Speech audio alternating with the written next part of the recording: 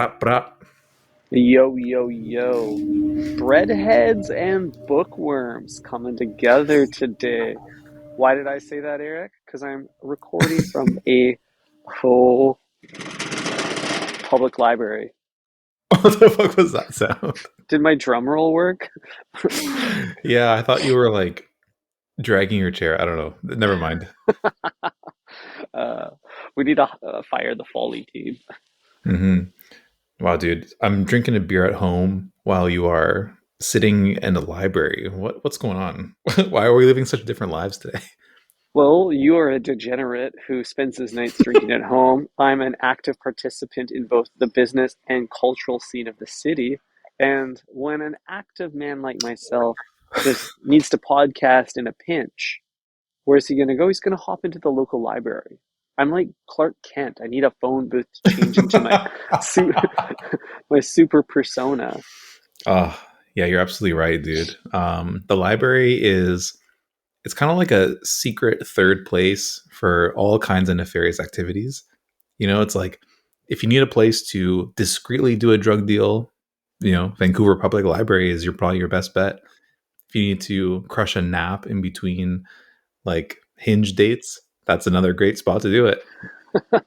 Yeah, the library operates on fringe rules that exist in no other like organization. You're not allowed to talk, you're not allowed to eat, but you're allowed to drink alcohol in here. You're allowed to fall asleep in here on a chair. You're allowed to never leave.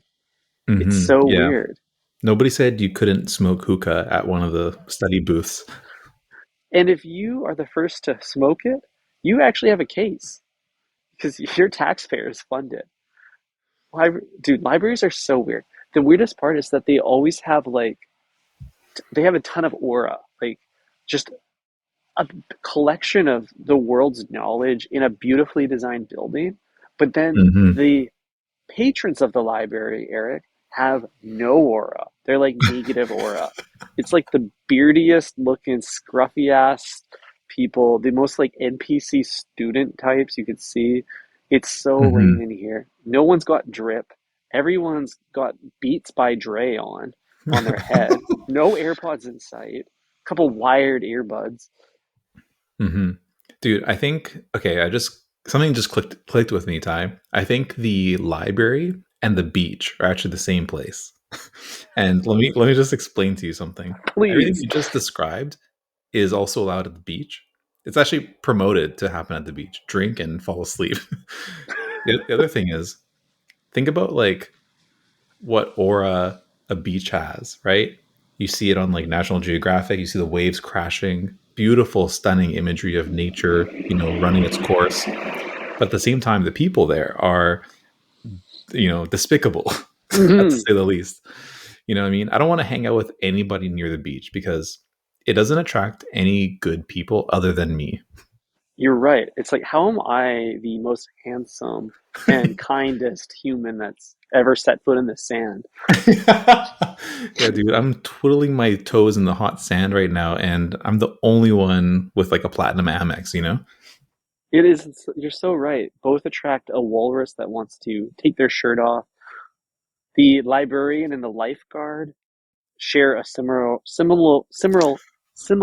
role, well, hmm which is No, to you're totally, yeah, confiscate the alcohol if they see it. absolutely. I also think libraries and beaches are both places where, like, if you're new to a city, you just kind of gravitate towards those two places. It's like two like universal landmarks in any given town. It's like Hmm. I need to know where the body of water is, and then also like where I can just like I don't know loiter. Yeah, it's true. They're like NPC landmarks. I'm using the Michelin Spawning guide. locations. Yeah, I rely on Aesop locations almost exclusively at this point, but maybe there was a time in my life when I would roll up to a new town and say, "Where's the beach? Where's the beaches at?" Yeah, I think your net worth has like 100x since that point. That's probably the biggest difference between now and when you would have looked for the library in any given town. Hmm. You also didn't Yeah. have a podcast back then. So it's another reason to never go Well, to a library. the podcast has brought me back to the library more than any other single entity in my life, Eric. Hmm. And I think it's because this is a highbrow, lowbrow podcast. We are highbrow hosts occupying imperialist enterprises and lowbrow establishments. It's not. It doesn't. It starts at Subway, but it Hmm. doesn't end there. Hmm. And it will be. You know where it ends there? It ends in court. Damn, that took a dark turn. Yeah, this podcast Um, ends when we get a big fat lawsuit from The Way, but we will not because this is satire. mhm. Yeah, the highbrow, lowbrow wars are very similar to the Kendrick and Drake wars. They both end in court in a legal battle between two lawyers. Pretty amazing Did, stuff. did you see that on Kendrick Lamar's tour that he just announced? He has one date in Toronto. Oh, He's oh, of course, yeah, enemy territory. June 12th or something, or is it July 12th? One of the two. Wow, dude. Hmm. He's storming the Capitol. I know he's quite literally going to ground zero, which is not advised. Do you think he will suffer the same fate as Rick Ross, who tried to perform one of the Drake diss songs here in Vancouver? Like, that is pretty crazy that that happened. First of all, bro It got is jumped in crazy. Vancouver. Yeah, he got jumped. Him and his whole mob got mobbed. So here's what's going to happen. I think there's enough Kendrick fans in the six to fill a stadium, but there's also so many ops there that are like Hmm. diehard Drake goons. I think that Kendrick's going to have to like bring a couple body doubles into the city just to keep his identity secret. Because if someone finds out where he is, I think they will go after him. There's I no think way so they too. won't. I We over here at Think Fresh Podcast don't condone violence unless it's towards your sandwich artist. Hmm. However, I don't know if like showing up with a police escort is going to be a good look for him either. He's kind of got to like, be what he is claiming in his songs. The Hmm. tougher guy, the Yeah. head honcho. Yeah, he says he comes from the streets, so let's see how he does on Bloor Street. But Drake, God damn it. Drake's gonna be sitting in his plush ass Rosewood Manor calling hits out, all night. Hmm. Do you think is it possible that Drake will have to, I don't know, find a safe location, maybe the Toronto Public Library, to kind of stake out, you know, you know, buffer that one day with like, I don't know, 1 or 2 days on each side, just to like not be at home, because I feel like he's kind of like a big target. Him and his beautiful mansion over there in on Bridal Path. I don't know, dude. That manor is fairly fortified from what I remember. I don't think it's gonna be any entering a community space like a library could prove disastrous for him. But didn't somebody like do a drive by recently? Like during the Drake beef with Kendrick, he was, I don't know if he was home or not, but somebody drove by and shot one of the bodyguards or something. Yeah. They couldn't even break the first line of defense. That's how fortified this place is. Whoa. I guess is a good point. Like somebody could take a bullet and they still won't get in. Hmm. So, modern That's castle right crazy. there. Yeah, dude. Um, but yeah, I think Kendrick might get got. If there was a day to get got, it's that fateful day in Canada. We'll see what happens. But Yeah, I bet you yeah. there's I bet you on stake.com you can figure out what the over under on him making it back to California is. 100%. Also, I was a little bit disappointed to see that SZA was joining him on the tour, because I know SZA is obviously signed with TDE, so I guess her loyalties are there wherever the paycheck is coming from. But Hmm. also, isn't she like good friends with Drizzy Drake? I would be pretty heartbroken if all my friends suddenly are, touring and making business ventures with Kung Fu Kenny. Hmm. She's probably feeling the tension of this sandwichuation. On one hand, you don't want to bite the hand that feeds you, or in this case, the paw of the top dog. But on the Yes. but on the other hand, I feel like Drake and SZA's relationship might even be, dare I say, a fling.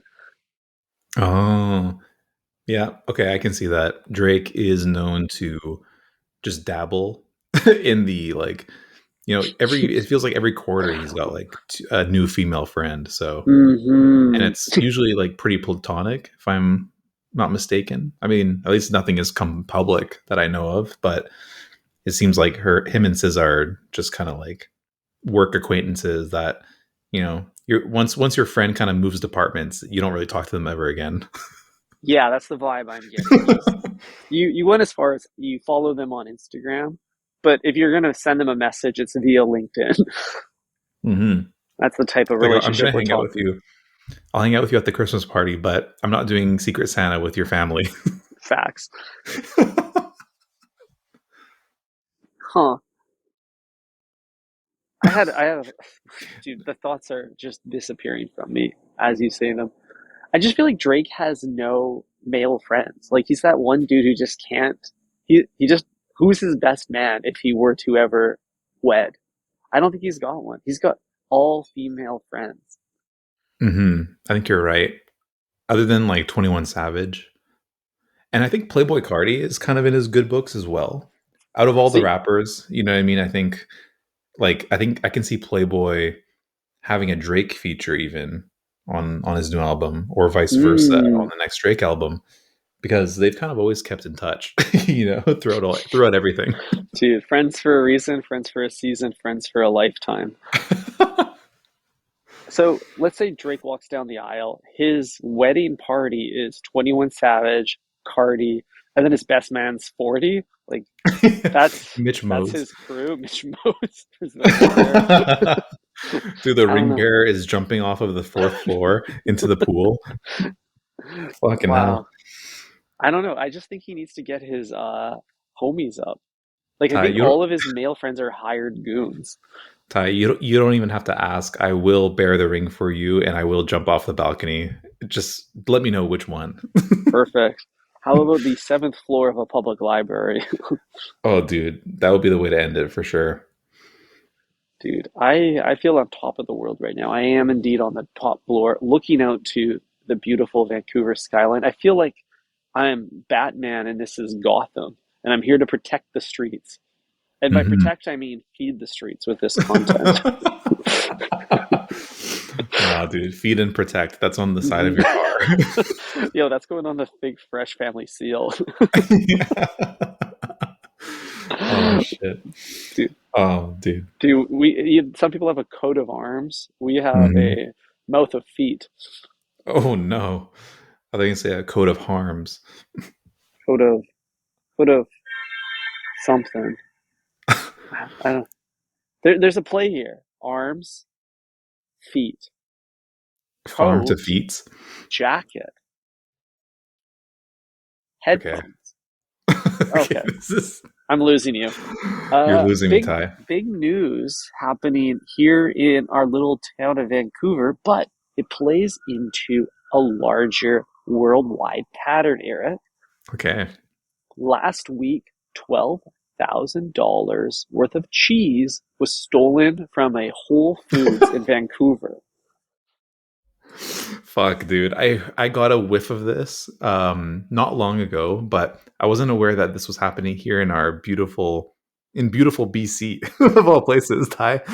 I thought maybe, in Oakland, San Francisco Tenderloin area they were robbing the Hmm. place, but you're telling me the crime has spread north? I'm telling you, it's a global problem. The suspect took off with a giant, like, like a bag of cheese, and they haven't been caught yet. Uh, but, Honestly, Ty, I'm surprised that this has taken so long to like happen, because obviously the breadheads know I used to work in a deli. Okay, I'm familiar with the pricing of various cheeses. Cheese is not cheap, and the wheel of like parm that you might see as decoration in the back of a Bosa Foods, those go for like $3,000. mhm. Because think about how much like a small block is. That's like 45 or whatever, right? Exactly. And this is why it's such an attractive lick for these for these thieves. And because I'm hearing the reports all over America about this, it's on the rise. Even like most recently, there was one in the United Kingdom a few months ago, and they stole 950 wheels of cheddar. Holy shit, Yeah, dude. dude, it was like $500,000 worth of cheese. And don't do you remember the iconic theft of Putin cheese in Montreal nearly a year ago? Like this is happening What? everywhere because it is such a hot commodity. Interesting. See, this is what's happening, Ty, in Biden's America. We're resorting to cheese theft. Um, but I think cheese is probably pretty lucrative. However, it's a risky play. Like, how do you offload the cheese? How do you wash the cheese once you're done with it? Like, that thing has got an expiry date, and you got to kind of move it quickly. You know what I mean? Hmm. Who are you contacting to get rid of that much Parmigiano? Chef Pino?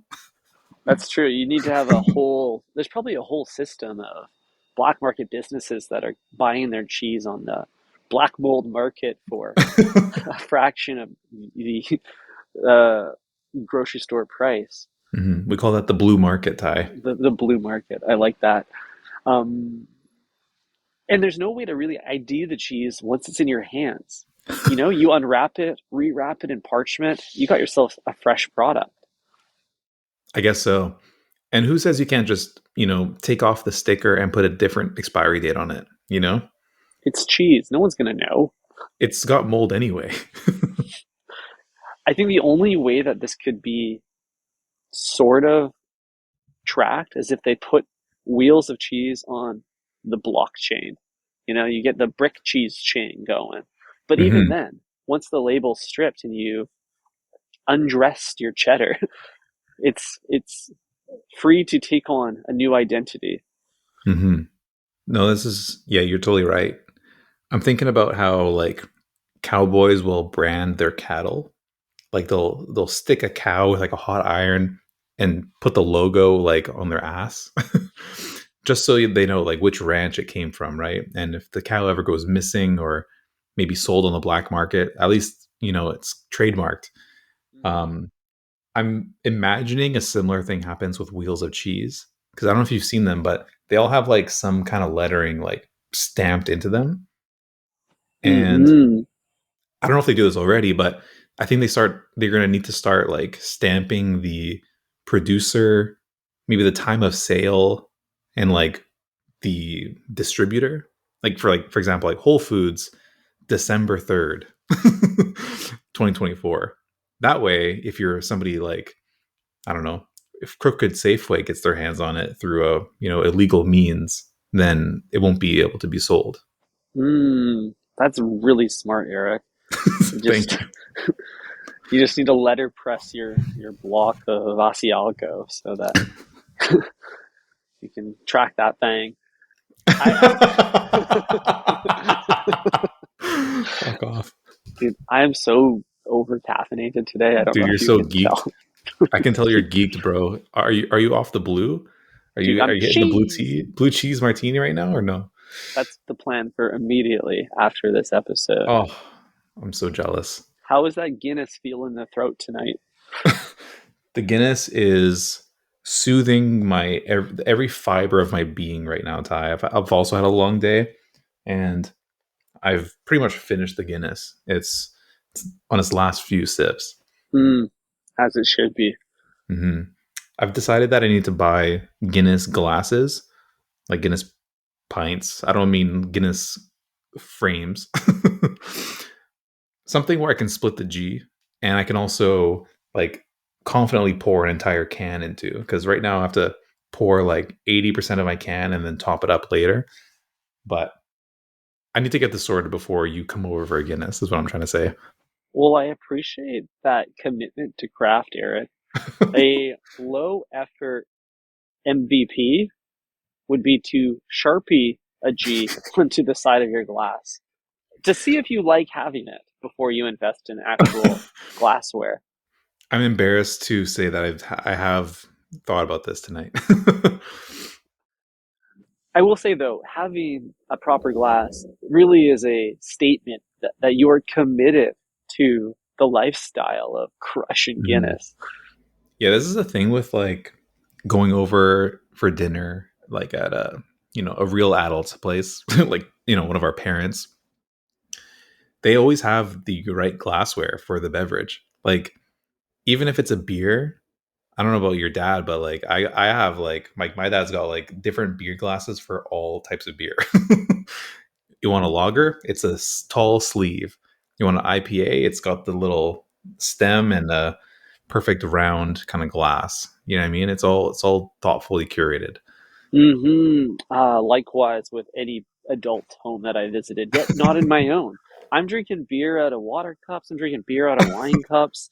I got, I got no strategy here because I don't Red think that. Solo. Yeah, exactly. Fill up my cup, Mazel tov. I'm just feeling like millennials aren't afforded the space to build out these wonderful collections. It's probably hurt the glassware industry. This entire like shrink urbanization is hurting Mhm. them. The tiny home movement has single-handedly ended the glassware industry. Yeah, dude, people are like the toilet bowl is now the sink. Like you got one cup for all fluids in these tiny homes. Damn, I never thought about that. Having a bathtub these days is a luxury if you think about it. 100% reserved for the penthouse only. That's right. Um, yeah, dude. How do we elevate our game? I feel like whenever I have my parents over, I just feel like inadequate as a host. I'm like, damn, I never thought to have more than 4 cups. You know what I mean? I just feel like so many things fall apart once I want to host people whose opinions I respect. Let's just say. Hmm. Yeah, 100%. I think a strategy you can use, a genuine strategy that I've employed is Okay.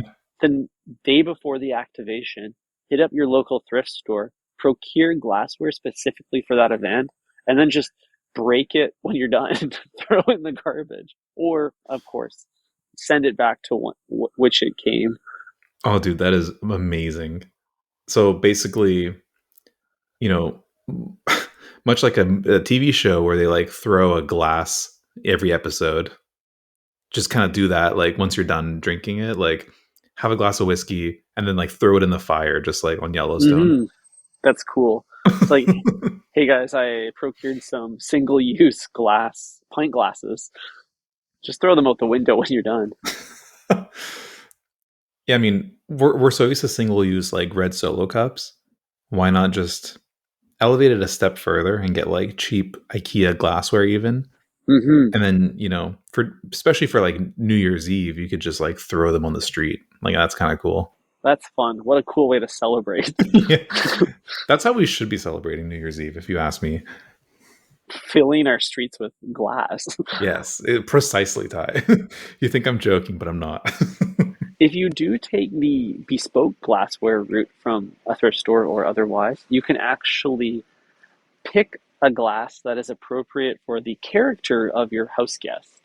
So I would offer you a very large, like big old jug, because I know you like big jugs, but maybe Thank you. like another friend, I would put So them in thoughtful. a novelty McDonald's Grimace mug from 2003, or another person gets a champagne flute shaped like a butt plug. Everyone gets something that is true to them. Hmm. Wow. Well, I'm honored that I got the most normal vessel out of everyone that you just listed. For my least normal dude. Yeah, exactly. There's some irony there. Like the guy I have a Subway podcast with has just a normal tumbler for his drink. I just don't want to give anyone a reason to talk to you. That's true. Not at my house party. Yeah, dude. It's in your best interest that nobody speaks to me at your parties. You I can see the intrusive thoughts bubbling up your throat. Maybe it's just a Guinness burp. They're pinging in my brain, and I'm doing my best to catch them all. Much like those guys in that like not video game, but those like arcade games where you have to like catch as much cash as you can, and you're like in this like wind tunnel. Have you seen those? Dude, I have a fantasy that I would like to share with you. Oh I want to wow. go. I want to go in one of those completely naked. Why, bro? Two reasons. The three reasons. Number one, the feeling of catching money. Number two, the feeling of money hitting me from all sides. Number three, the feeling of air flowing over me from all sides. It's basically a skinny dip, but Jesus you're Christ. bathing in bills. Ty, it sounds like you just want to be a stripper. Like Wow, you just want somebody to throw money at you, Ty. Just let's call it what it is. And I'm sure the number five orange is hiring. I They're always can't looking for new believe talent. I can't believe I walked myself into that one. I just described stripping. I can tell that you've thought about this like several times and you're like, wow, how liberating would it be to just, have money kind of swath around your naked body. Um, but I've thought about this a lot as well, Ty, and I think just from a different perspective. Yeah, you like to be on the side that's throwing the money in. Exactly. Exactly. I mean, that's some might say that's a poverty mindset though. I'm spending and you're earning. That's true. You have to spend money to make money. And that's why we have invested in such a beautiful website and merch line. So go check that out. Maybe cop a hoodie, Think Fresh hoodie, a Think Fresh coaster. Do we have coasters, Eric? I don't think so, but that is a good idea. I think Mm-hmm. coasters would be perfect for our vibe. Yeah, that would be a good footlong stalker stuffing. I'm losing my goddamn mind here, dude. I'm geeked off the beam. Stuffing. You've got Thanksgiving on the mind still. I need to go find a librarian, teach me how to read and speak good. Ty, are we ready to announce some new products? Are we ready at this point, or are we, or no? We're just gonna tease it a little more. Little tease, but we can share breadheads. Expect a very exciting drop coming this Friday. hmm This Friday. Wow, I love that you put a deadline on it because, as you all know, men need deadlines. It will Yeah, simply take me as long as I have time to do it. dude, dead ass. This is our drop dead deadline. So you better hit the site. I have a feeling the site's going to crash on Friday with the influx of traffic. We'll have to talk to the IT team in preparation, but new new Think Fresh merch is coming. So brace Mhm. yourselves. That's right. Last week was Black Friday. This week is White Bread Friday. Mark your calendars. Well, I'm dreaming of the white bread Christmas. White bread, white cheese. I think we're on track for a great Christmas this year, Ty. Me too, Eric. On that note, breadheads, thank you so much for listening tonight. It's been a pleasure to podcast for you. Likewise. Yeah, stay locked. Lots of holiday goodness coming your way. Ciao. Mm-hmm. Ciao.